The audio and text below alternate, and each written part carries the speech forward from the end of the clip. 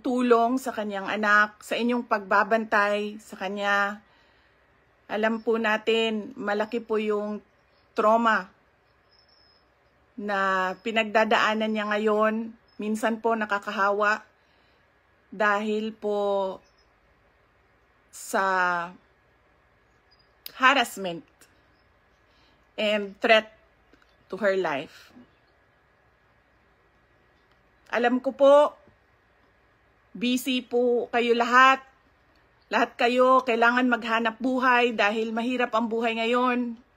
Pero nandyan kayo para magpakita at magbigay ng suporta sa akin at sa opisina ng Vice President. Gusto ko lang ipaalala sa ating mga kababayan na ayaw natin ng kaguluhan.